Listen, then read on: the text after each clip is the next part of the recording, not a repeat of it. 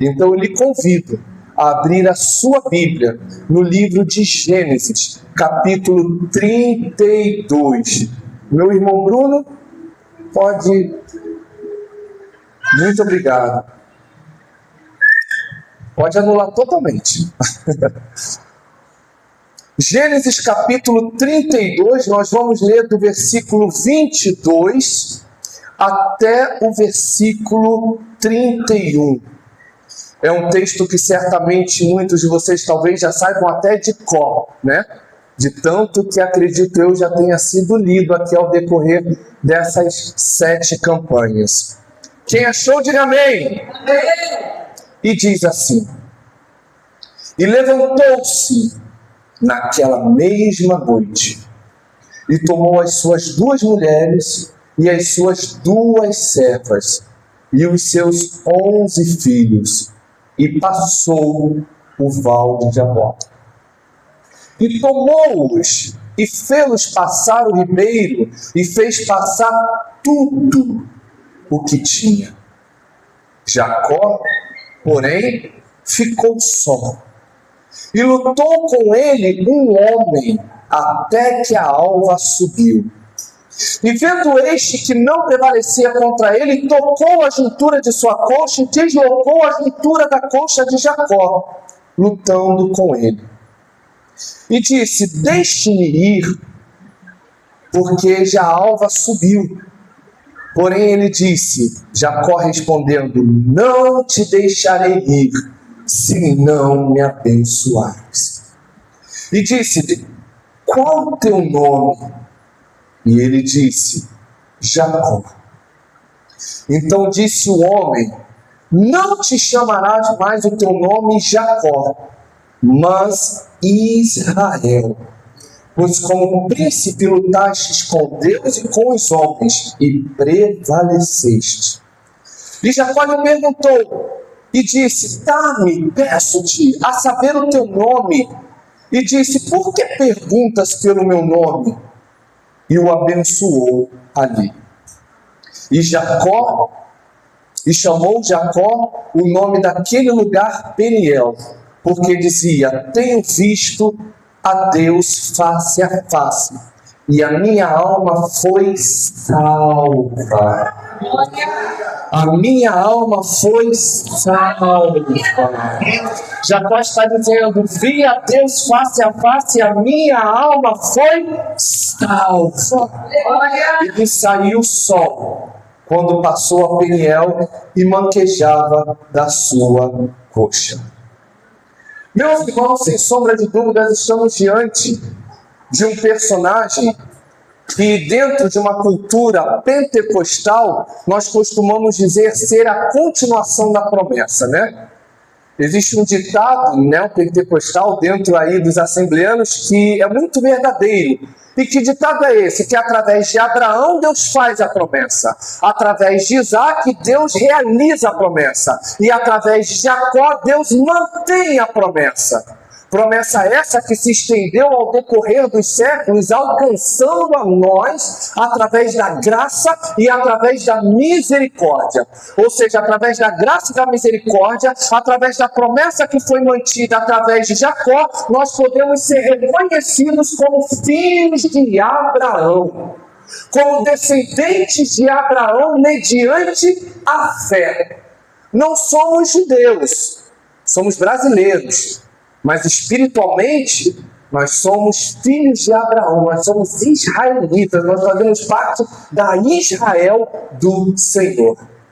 Jacó, ele é uma figura extremamente especial. É uma figura que é citada não apenas no Antigo, mas também no Novo Testamento. De tão especial que ele foi, a começar pelo seu nascimento. Pastora Sol já mencionou aqui, já fez uma breve introdução sobre o nascimento de Jacó, que acontece lá em Gênesis 25. Como nós já bem sabemos, Jacó, ele nasce sendo o segundo dos gêmeos, apanhado ao calcanhar de seu irmão. E justamente por ele ter nascido pegando no calcanhar do seu irmão, os pais colocam o nome dele de Jacó. E Jacó significa exatamente isso, ou seja, aquele que segura no calcanhar, o suplantador, o usurpador, aquele que vai te dar uma rasteira.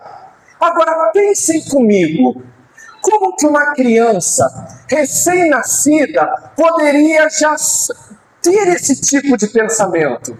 Não tem como. Ou seja, Jacó, por uma questão mesmo da vida, ele já veio segurando o calcanhar do irmão, mas aí os pais colocam Jacó. Ou seja, está sendo posto sobre Jacó um jugo desnecessário. Era uma criança que não tinha sequer noção da vida. Como a nossa pastora disse, a partir dos 7 anos é que o crânio é formado, é que o caráter é formado. Ou seja, Jacó não sabia ainda o que era certo e o que era errado. Jacó não sabia ainda o que era exatamente até mesmo segurar no calcanhar. Mas quando ele aparece no cenário, dizem, é usurpador. E isso acontece comigo e com você. Muitas das vezes as pessoas olham para a gente e já começam a pré-julgar as nossas vidas. Começam a dizer, ali vai um mentiroso, ali vai um delator, ali vai um adúltero, ali vai uma adúltera, ali vai um ladrão. Por quê? Porque não sabem na nossa vida. Olham, observam o nosso suposto comportamento e já tiram decisões precipitadas. E diz, ali é um usurpador. Ou seja, colocaram um jugo sobre Jacó. E isso já aponta para a nossa humanidade.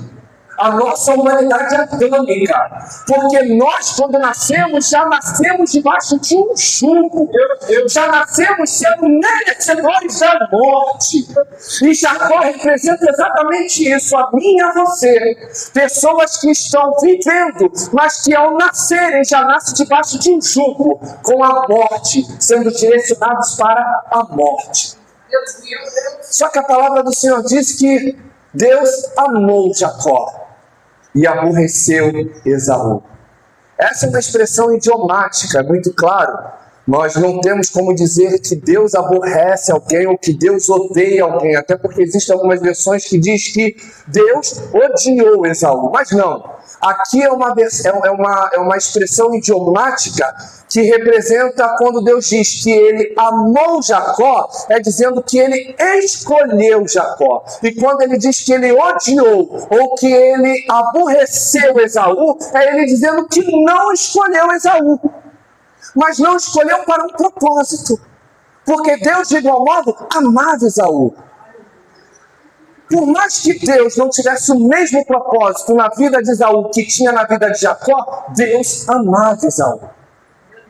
Muitas pessoas entendem 1 Samuel 16, quando Deus levanta Samuel e diz assim, Samuel, vai até a casa de Jessé, porque eu escolhi um novo rei. E antes disso ele diz, até quando terás dó de Saul, tendo eu o rejeitado? Só que o versículo não para aí. O versículo diz assim, tendo eu rejeitado para que reine sobre Israel. Era Deus dizendo, eu rejeitei ele como rei, mas ele ainda é filho. Eu rejeitei ele como rei, mas ainda há graça, ainda há misericórdia sobre a vida dele. Aleluias, aleluias, aleluias. Então quando Deus diz que amou a Jacó e aborreceu ou odiou Esaú, na verdade é Deus dizendo, eu escolhi Jacó para um propósito e já Esaú não. Esaú tem outro propósito, mas esse propósito aqui, o escolhido, é Jacó. Da mesma forma que Deus escolheu a mim e a vocês. A nossa irmã hoje aqui ministrou dizendo que não fomos nós que escolhemos a Ele, mas Ele quem nos escolheu.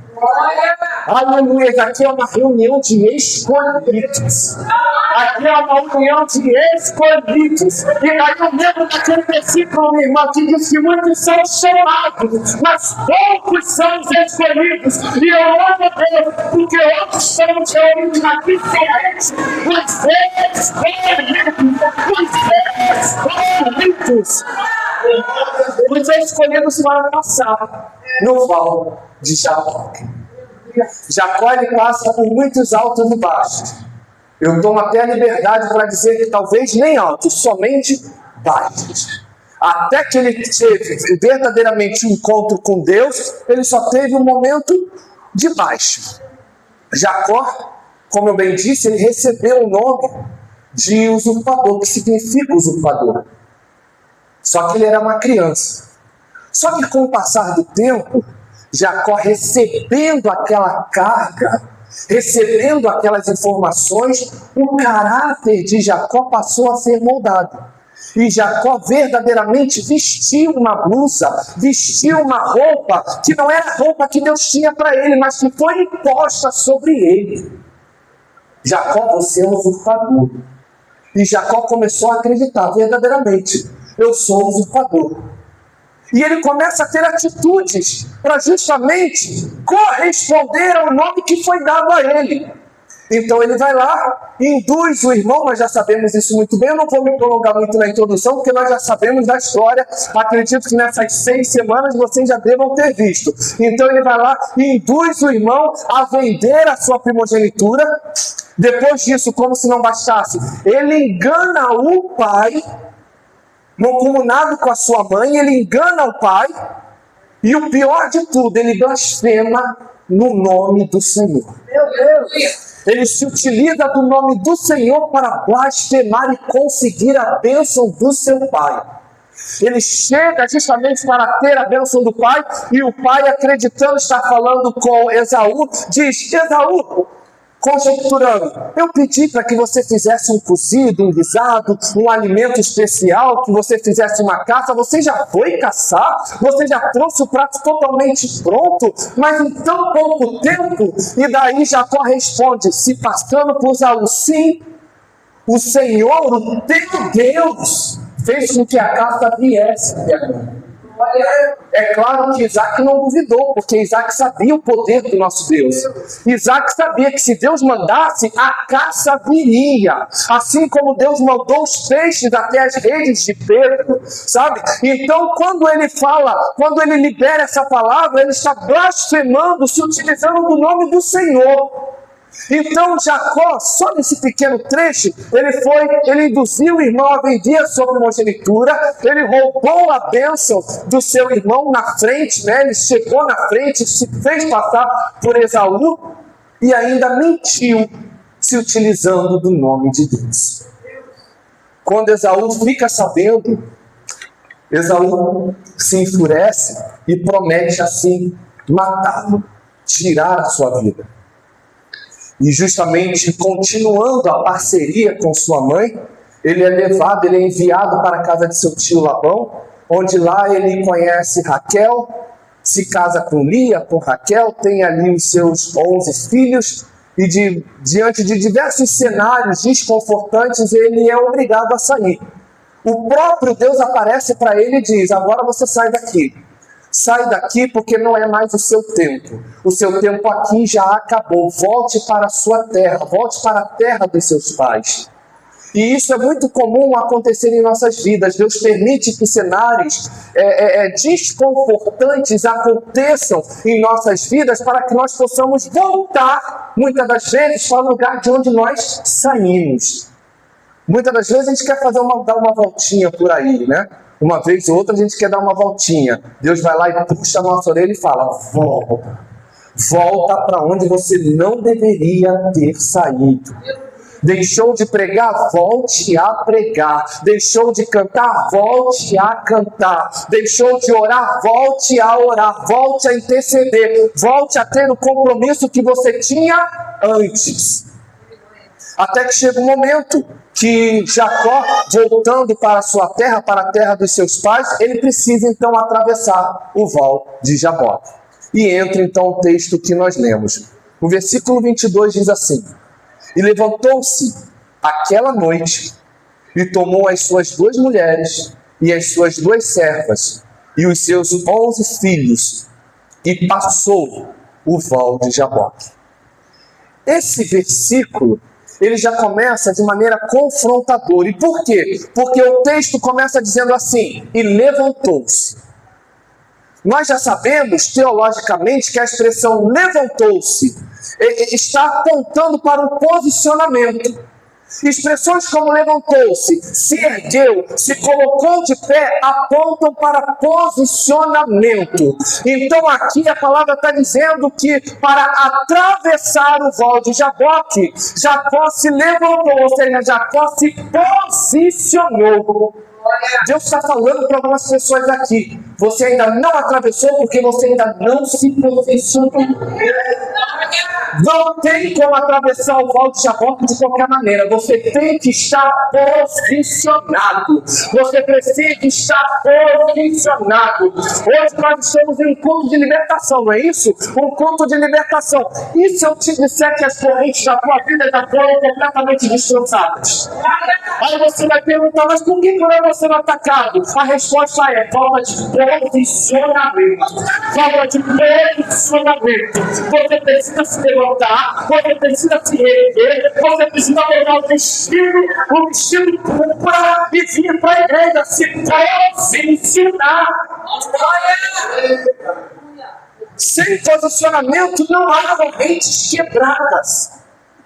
O livro de Atos, no capítulo 12, mais precisamente no versículo 7, falando sobre a prisão de Pedro. Pedro foi preso e capturado para que ele fosse enforcado no dia seguinte. Então ele passa uma noite na prisão, uma prisão de alta segurança. Ele era protegido por 4 quaternos. O que é quaterno? Quaterno é um conjunto de 4 soldados. Ou seja, se ele era protegido por 4 quaternos, a gente multiplica 4 por 4. Ou seja, era muito homem para um homem só. Pedro estava sendo guardado, Pedro estava na prisão, estava amordaçado. Só que durante a noite, o anjo do Senhor aparece. E quando o anjo do Senhor aparece, diz lá no versículo 7 do capítulo 12 de Atos, ele diz, tocando em Pedro, Pedro se desperta e ele diz: levanta depressa. E a palavra diz: e caíram-lhe das mãos as cadeias. Entenda essa cena. O anjo aparece, Pedro está dormindo amordaçado. O anjo acorda Pedro e diz: levanta. Ou seja, se erga. Ou seja, se posicione. Quando Pedro se levanta, a palavra diz que as cadeias se caíram da minha vida. Não foi o anjo que tocou. O anjo não tocou a cadeia. O anjo não tocou a algema. Foi o posicionamento de Pedro que fez as correntes se quebraram. Deus está falando que está faltando para essa corrente que está na tua mão cair. É só você se posicionar. É só você se posicionar. Você precisa se posicionar. Até para descer, nós precisamos nos posicionar. Lá no livro de Jeremias, deixa eu ver aqui a referência, capítulo 18, versículo 2. Deus vira para Jeremias e diz assim: levanta-te e desce à casa do olheiro. Era Deus dizendo: a casa do olheiro está aberta, mas antes de você descer, você precisa se levantar. Você precisa se posicionar. Porque sem posicionamento você não consegue chegar nem na porta. A porta está aberta para que todos possam entrar, mas você só consegue descer se você se posicionar. Deus está falando novamente, reforçando: o que falta na sua vida não é muitas campanhas, não, é apenas posicionamento. Apenas posicionamento. Vire para o seu irmão e fala: meu irmão, Deus está falando, o que está faltando na tua vida é posicionamento. Deus já falou, o que está faltando na tua vida é posicionamento. Se posicione, comece a se posicionar de forma diferente. Eu não sei como eu vou me posicionar. Comece fechando a boca, parando de falar o que não deve. Comece fechando os ouvidos, parando de ouvir o que não deve. Pare de sentar em medos que você não tem cuidado. Pare de estar tocando informações que você não tem conta. Deus está falando: se posicione. Aleluias! Daí no versículo 23 diz assim: e tomou-os e fez-los passar o ribeiro, e fez passar tudo o que tinha. Repita comigo: fez passar tudo. Fez passar tudo. Fez passar tudo. Jacó não deixou nada para trás. Porque se Jacó deixa alguma coisa para trás, ele precisaria voltar. Eu não sei se você está entendendo. Deus está falando, o problema de você ainda estar nessa situação é porque ao invés de você ir para Canaã, você ainda está voltando lá para Canaã. Deus está falando, o problema é que você não se resolveu, o problema é que você não pegou todas as suas coisas, o problema é que você ainda está com pendências lá atrás. Então hoje, Deus está falando, se posicione, pegue tudo o que você tem, sua família, seus bens, seus projetos, seu propósito, seu ministério, e vai avante, vai avante, vai avante. Isso me faz recordar de uma palavra que está lá em Isaías 43, 18 e 19, que diz assim: não vos lembreis das coisas passadas, nem considereis as antigas. Eis que faço uma coisa nova. Aqui é Deus falando que passou, passou. Vira para frente, mira para frente, avance. Se deixou alguma coisa, abra mão. Abra mão. Porque às vezes é inevitável. A gente acaba deixando-se algumas coisas. Se deixou, abra mão e esquece. Esquece. Ah, mas deixou de reconhecer. Esquece. Deixou de pedir perdão. Esquece. Entrega nas mãos de Deus e segue em paz. Aleluias. E daí ele diz, no versículo 24... Jacó, porém, ficou só, e lutou com ele um homem, até que a alva subiu. E vendo que este não prevalecia contra ele, tocou a juntura de sua coxa, e se deslocou a juntura da coxa de Jacó, lutando com ele. Este homem que o texto nos apresenta é o próprio Deus, meus irmãos. E isso a gente vê através de uma declaração que o profeta Oséias fez no capítulo 12, no versículo 4, quando diz assim: lutou com o anjo, falando sobre Jacó, e prevaleceu, chorou e lhe suplicou em Betel, o achou, e ali falou conosco. Então entenda que em Gênesis a palavra vem descrevendo o anjo como homem. Por quê? Porque é uma ação chamada teologicamente como uma teofania. Ou seja, o nosso Deus, ele toma uma forma corpórea para tratar com o homem. Assim como ele fez com Abraão. Ele foi e se apresentou com Abraão. Assim como ele fez com o próprio Josué, às prévias da queda de Jericó. Então, quando ele toma essa forma, Gênesis se retrata ele como homem. Mas aí vem Oséias e diz, lutou com o anjo. Só que aqui não é um anjo qualquer. Aqui nós temos um artigo definido, lutou com o anjo. E toda expressão que diz o anjo do Senhor ou o anjo se refere ao próprio Deus.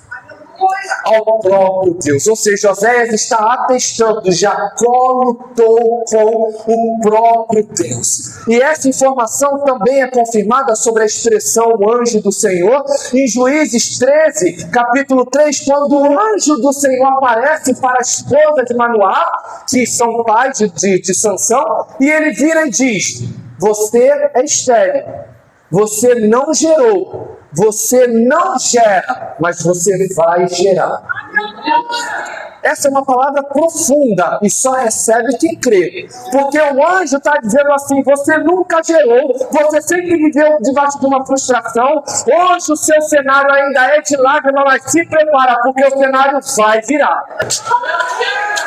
O cenário vai virar. Aquilo que antes não gerava, aquilo que antes não funcionava, aquilo que hoje ainda não gera, aquilo que hoje ainda não funciona, se prepara, porque vai funcionar, porque vai gerar. É uma palavra. E não é a palavra do pastor João, porque a minha palavra não tem poder algum. É a palavra do Senhor. E eu tomo essa palavra para justamente liderar sobre a vida da Assembleia de Deus, Ministério Restaurar. Pode ser que ainda hoje existam algumas áreas que ainda não esteja gerando, ou talvez nunca tenha gerado, mas vai gerar, vai gerar, porque quem rege essa casa é o grande Jeová, é o grande Jeová, aleluias. E aí então o homem toca na conjuntura, né, ali de Jacó e desloca o fêmur. E no versículo 26 diz assim, o anjo dizendo, deixe-me ir, porque já a alva subiu. Porém ele disse, Jacó dizendo, não te deixarei ir, se não me abençoares. Entenda que Jacó teve o seu fêmur. Nós entendemos que é o fêmur dele que foi deslocado. Eu tenho certeza que foi uma dor infernal. Se a gente bate com o nosso dedinho na ponta de um móvel e aquele dedo dói por horas, por dias às vezes, imagina deslocar o fêmur a sangue frio. Eu acredito que Jacó tenha sentido, talvez fisicamente, a sua pior dor. Mas ainda assim ele decide se manter na luta. Essa dor, preste muita atenção, essa dor de Jacó representa as frustrações, representa as amarguras, representa as decepções, representa tudo aquilo sentimentalmente de ruim que vem sobre nós. Mas ainda assim Jacó decide anular a sua dor para guerrear com Deus. Aleluia! Tem muitas pessoas que estão deixando de guerrear com Deus por conta das suas frustrações. Porque o irmão tal não falou comigo. Porque a irmã tal não me cumprimentou. Porque a pastoração não me deu oportunidade. Aí deixa de guerrear com Deus por conta das suas dores, por conta do seu mimimi. E aí nós vemos aqui o pai Jacó anulando a sua dor por conta de um propósito: guerrear com Deus. Será que nós temos guerreado com Deus como Jacó? Será que nós estamos anulando as nossas dores, as nossas frustrações, os nossos motivos para desistir e assim nos mantermos na presença? Aleluias! E o anjo no versículo 26 ainda diz assim, deixe-me ir, porque já a alva subiu. E eu preciso que de igual modo você reforce a sua atenção. Quando o anjo diz, deixe-me ir, porque a alva já subiu, é porque o dia já estava prestes a amanhecer. A luz do dia já estava prestes a raiar. Este homem estava lutando com Jacó. Jacó estava lutando com esse homem no meio da escuridão. Ele identificava que era um homem, mas não identificava a face. Ele não conseguia ver a face para identificar quem era esse homem. E quando o anjo diz, deixe-me ir, porque a alva já está subindo, era Deus dizendo, Jacó, deixa eu partir, porque a luz do dia vai clarear, você vai ver a minha face, e como todo homem comum, como todo homem debaixo de uma natureza adâmica, quem vai morrer é você. Aleluia! Lembra quando Moisés falou, Senhor, deixe-me ver a tua face, de tudo que eu puder pedir, deixe-me ver a tua face. Aí vem Deus, lá em Êxodo 33:20 diz, não poderás ver a minha face, porquanto homem nenhum verá a minha face e viverá. Ou seja, não tem como vermos a face de Deus e nos mantermos vivos. Por isso que o anjo diz, me deixa ir, Jacó. Me deixa ir. Eu já vi algumas pregações, algumas aplicações, dizendo que o anjo tinha muito a se fazer. Não, porque o nosso Deus é onipresente. Ao mesmo tempo que ele está aqui, ele está cuidando da tua casa. Ele está cuidando do teu trabalho. Ele está cuidando dos seus familiares. Então, quando ele diz, deixe-me ir, é para preservar a vida de Jacó.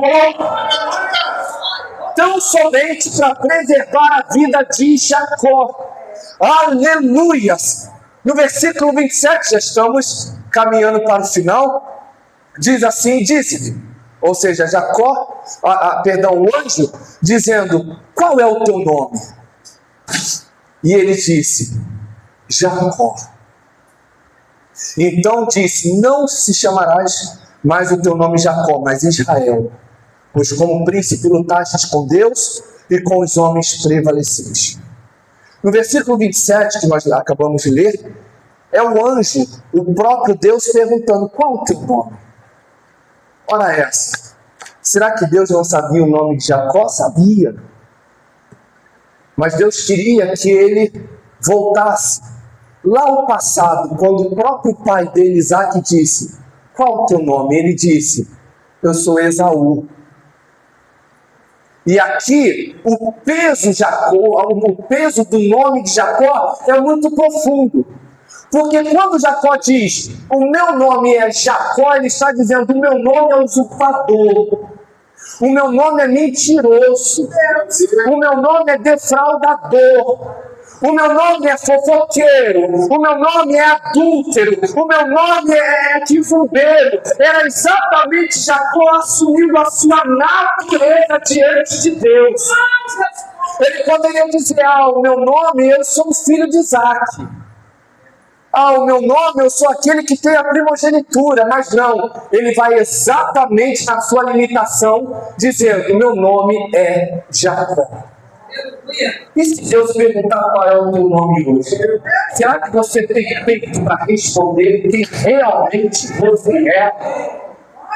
Se Deus perguntar qual é o seu nome, será que eu vou ter peito para dizer: eu sou Joy, meu nome é Joy? Porque quando eu digo meu nome é Joy, assim como Jacó, eu estou dizendo: eu fui outrora, graças a Deus, hoje liberto, mas outrora eu fui um mentiroso. Outrora eu fui um ladrão, eu fui um corrupto, eu fui um adúltero, eu fui um quizumbeiro, eu fui um fofoqueiro. Então entenda que o nosso nome tem peso. E quando ele diz: meu nome é Jacó, ele estava justamente abrindo as cartas diante daquele anjo. Ele estava se despindo diante daquele anjo. Mas aí, debaixo da graça, debaixo da misericórdia, o anjo diz: pois não te chamarás mais Jacó, mas Israel.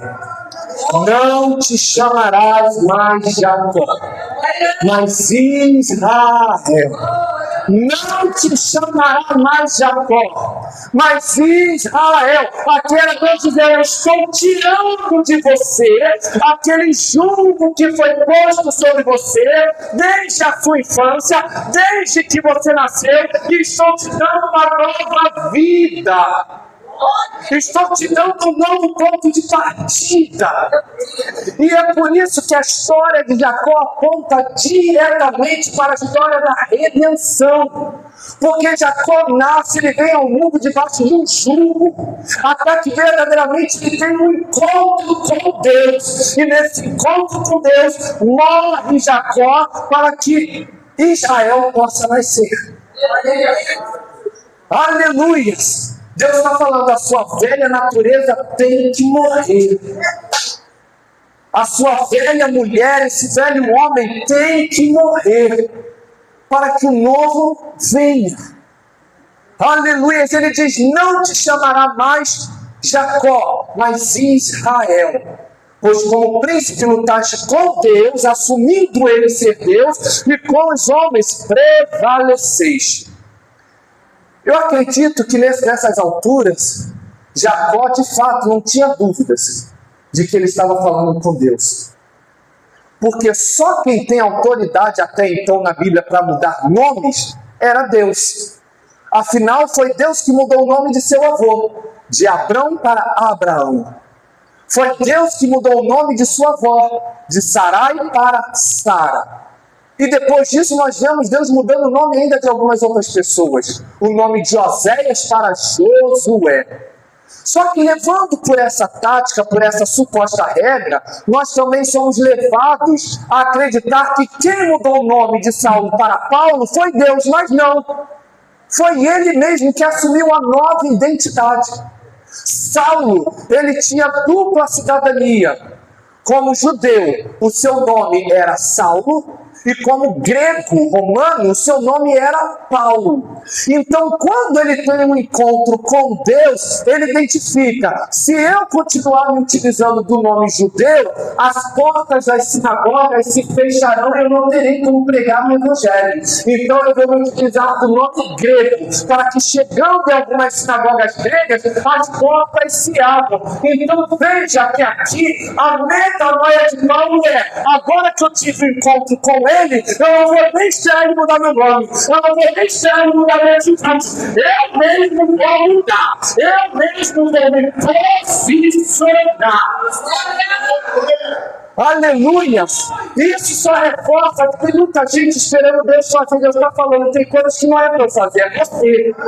É você que tem que fazer. É você que tem que fazer. É você que tem que fechar os olhos para algumas coisas. É você que tem que fechar os ouvidos para algumas coisas. É você que tem que deixar de sentar em algumas mesas. É você. Aleluia! No versículo 29 diz assim: Jacó lhe perguntou e disse: dá-me, peço-te, a saber o teu nome. E disse: por que perguntas pelo meu nome? E abençoou ali. Essa pergunta que Jacó fez, Manoá, que era o pai de Sansão, também fez certamente ao anjo do Senhor. Quando o anjo vem e libera a palavra, sua esposa não gerou, sua esposa não gera, mas ela vai gerar. Manoá fica tão impactado com aquela palavra, ele diz: qual o seu nome? Para que futuramente, quando o milagre acontecer, eu possa te honrar. E o anjo responde: por que perguntas pelo meu nome? Que é maravilhoso. E isso faz uma conexão para Isaías 9,6, que é quando o profeta vai fazer uma profecia sobre Jesus, dizendo que o seu nome será maravilhoso, conselheiro, Deus forte, Pai da eternidade, príncipe da paz. Ou seja, quem estava tratando com Manoá era o próprio Deus, quem estava tratando com Jacó era o próprio Deus, e hoje quem está tratando com você aqui não é o pastor Joe, é o próprio Deus. É o próprio Deus que veio para mudar a sentença que foi jogada sobre a sua vida. É o próprio Deus que veio para mudar exatamente o jogo que foi posto sobre a sua vida, chegando um novo ponto de partida. E no versículo 30 diz: chamou Jacó o nome daquele lugar Peniel, porque dizia: tenho visto a Deus face a face, e a minha alma foi salva. Como a pastora, como a bispa Sol também mencionou, Jacó tinha tudo. Jacó tinha família, Jacó tinha bens, Jacó tinha primogenitura, Jacó tinha bênção, Jacó tinha tudo. Mas faltava para ele a graça e a misericórdia de Deus. E aqui a palavra deixa claro: a minha alma foi salva. Ele não está dizendo: eu ganhei um carro zero. Não, ele está dizendo: a minha alma foi salva. Ele não está dizendo: eu ganhei um casamento do ano. Não, a minha alma foi salva. Ele não está dizendo: o meu nome apareceu no cartaz. Não, a minha alma foi salva. Ou seja, a bênção que Jacó tanto queria era o perdão de Deus diante de tanta atrocidade que ele havia cometido anteriormente. Ele tinha mentido, ele tinha induzido o irmão a vender a primogenitura, ele tinha mentido para o pai, ele tinha blasfemado com o próprio Deus, e agora ele reconhecia que dependia do perdão, da graça e da misericórdia de Deus. E aqui, para finalizar, é uma outra palavra que te confronta. Será que aquilo que você tem vindo buscar são coisas materiais? Porque no Val de Jaboque, Deus pode te dar um carro, Deus pode te dar um novo emprego, Deus pode te dar uma nova saúde, Deus pode te dar um casamento feliz, Deus pode realizar os teus projetos, mas o principal motivo do Val de Jaboque é trazer a salvação, a transformação, a metanoia. E a transformação, caiu aqui, a transformação, ela não está no lugar, ela está em quem estava no lugar. era o próprio Deus. E o que eu quero dizer com isso? Que a transformação não está exatamente no Ministério Restaurai. O Ministério Restaurai é uma das vias que vão facilitar a sua caminhada, que vai te estruturar, que vai respaldar a sua fé, que vai te ajudar a se manter de pé. Mas essa transformação, quem dá é apenas o anjo do Senhor. Então que nessa noite, nessa finalização de campanha, não sei quantos vieram às 7, não sei se você veio 1, 2, 3, 4, 5, ou completou a sua cartelinha aí do check. Primeiro dia, check. Segundo dia, check. Terceiro dia, check. Não sei quantos checks você já tem, mas eu preciso te dizer, se você veio aqui em todas essas campanhas pensando em bens materiais, debaixo da graça e da misericórdia, Ele vai lhe conceder. Mas você perdeu o foco, porque o foco é a transformação de vida. O foco é a salvação, é a redenção. E eu espero que os irmãos fiquem com essa palavra e mais uma finalização de campanha, que eu sou posto à prova, para a glória de Deus. E que hoje quem estava orando, se não me engano, foi o pastor que estava orando, orou aqui antes. Foi ele que orou com vocês? Teve um momento que ele orou, que ele mencionou, por isso que eu gosto de chegar antes, para ouvir tudo. Que ele orando ao Senhor, ele falou que nós possamos viver aquilo que nós pregamos, que nós possamos viver, enfim. E isso me recordou e me levou lá para o livro de Tiago, que diz: não sejamos apenas ouvintes da palavra, mas também praticantes. O que eu quero dizer com isso? E aqui eu verdadeiramente encerro a minha oportunidade. Eu quero dizer que não adianta você vir aqui 7 campanhas, nós finalizamos Portas Abertas, estamos finalizando o Val de Jaboque, e você não mudar, você não praticar o que você tem ouvido, o que você tem recebido aqui. Se você não se posicionar para praticar aquilo que você tem ouvido aqui, as suas vidas aqui, me desculpe, mas estarão sendo em vão. Você está gastando Uber à toa, você está gastando passagem à toa, você está gastando roupa à toa. Então, quando você sair da sua casa para vir para uma campanha, venha regido por propósito. E que verdadeiramente o propósito nesta noite tenha sido alcançado debaixo da graça e da misericórdia de Deus. E aqui eu agradeço.